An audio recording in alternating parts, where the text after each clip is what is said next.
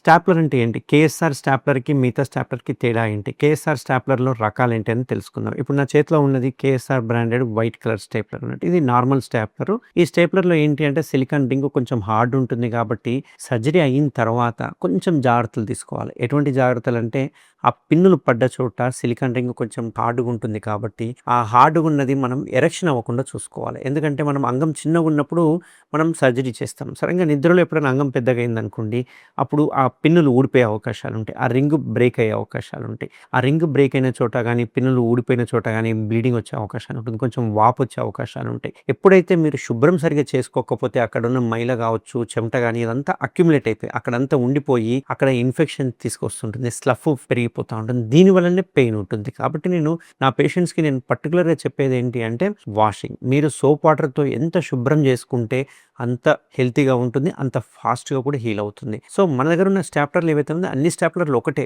చూసుకుంటే గనక after 14, 15 days తర్వాత అన్ని రకాల స్టాప్లర్‌లు కాస్మెటిక్‌గా సేమ్ ఇస్తుంది. కానీ మీకు సర్జరీ చేసిన తర్వాత అస్సలు పెయిన్ ఉండొద్దు, వాపు ఉండొద్దు, బ్లీడింగ్ ఉండొద్దు అనుకుంటే గనక దీనిలో నెక్స్ట్ జనరేషన్ స్టాప్లర్ ఏదైతే ఉందో గోల్డ్ స్టాప్లర్ అంటాం. ఇది నా చేతిలో ఉన్న గోల్డ్ స్టాప్లర్.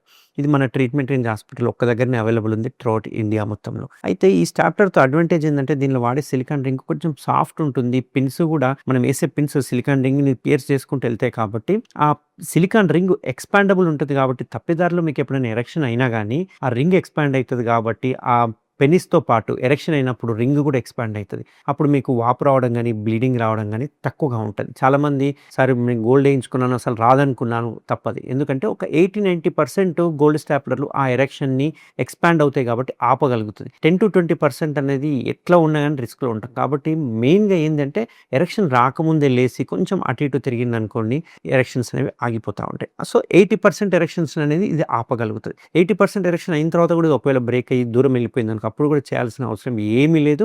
ఆటోమేటిక్‌గా దానికి హీలింగ్ టైమ్ ఇచ్చినామంటే అదే హీల్ అయిపోతూ ఉంటుంది. దీనివల్ల అడ్వాంటేజ్ ఏందంటే కొంచెము గోల్డ్ వలన పెయిన్ తక్కువుంటుంది. ఎక్స్‌పాండ్ అయితుంది కాబట్టి వాపు రాదు, బ్లీడింగ్ ఉండదు, ఫాస్ట్ హీలింగ్ ఉంటుంది, ఫాస్ట్ రికవరీ అనేది ఉంటుంది. Thank you very much.